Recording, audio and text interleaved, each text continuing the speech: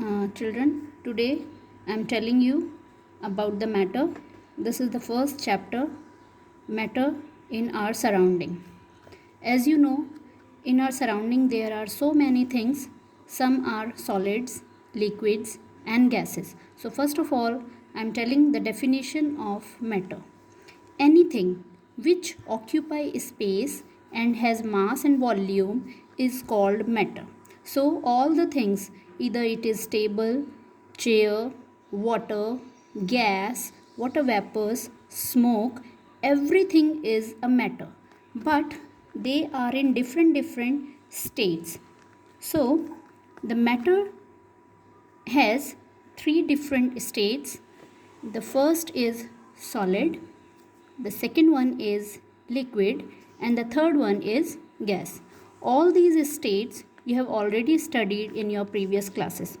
But now, what are the structures of solid? So I am telling you about the structure of solid. Now, if we want to draw the shape of the solid things, this is like that. These are the small particles of solid things. These are the particles, or we can say molecules.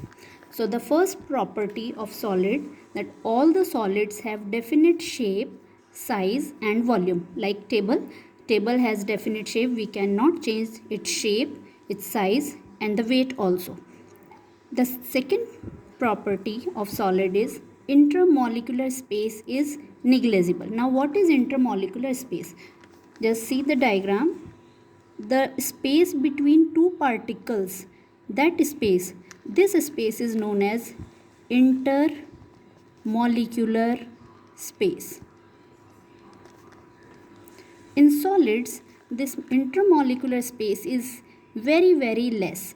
That's why the particles cannot compress, cannot come close to each other. That's why we cannot change the shape of any solid. That's why the solids are very hard.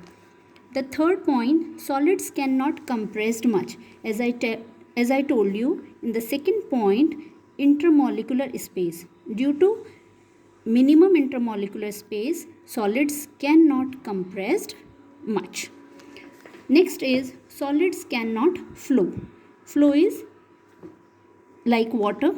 Water, if we spill the water, it come from one place to another very easily. But table, chair, stone and any other solid thing cannot flow. Solids are rigid. It means the shape of the solids cannot change easily. If we apply the force on it, they can break. Solids are called rigid.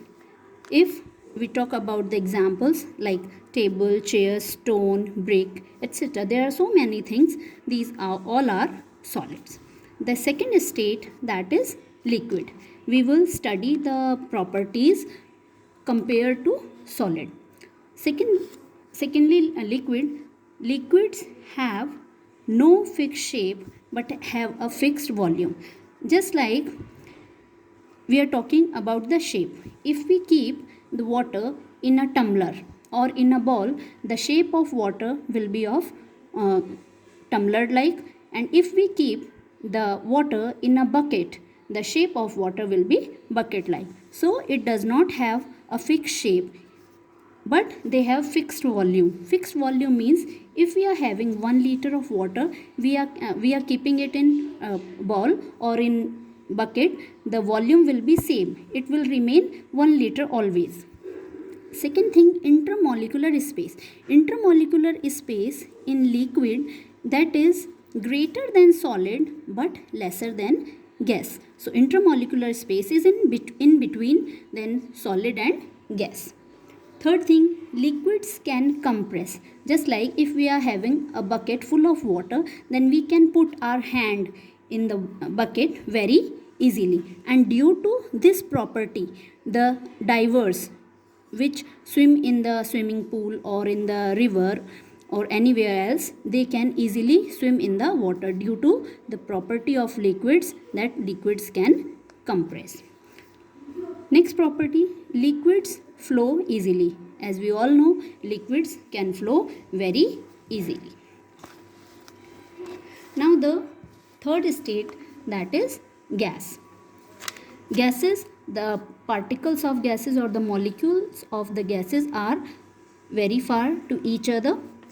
They have no definite shape, size and volume. If we have gas, we can kept it in a small bottle, and we can also kept it in a very big container.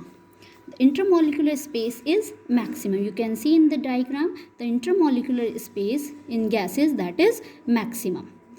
Sometime in the exams 1 mark questions come, in which state intermolecular space is maximum or intermolecular space is minimum, which states of matter can flow, which states of matter can compress. So all these properties consist 1 mark questions also. Gases can flow. Due to this property, you can smell so many things. Just like we are cooking the food in kitchen, but if we are sitting in our bedroom, then we can feel the smell of cooking food, and when we can easily identify what is cooking in the kitchen. Gases can be compressed easily. Due to this property, we can easily move our hand like this, because there is gas, so we can move our hand easily in the air. But like this is a table, but we cannot move our hand from this table because this is very hard. There are intermolecular space is very less, but in gas intermolecular space is maximum, so we can easily move our hand in the air. So these are some reasoning questions also given in your exercise. Now due to compressibility property, most of the gases are capped into small cylinder. The best example you can see in your kitchen, the LPG cylinder. The LPG cylinder contain liquefied petroleum gas.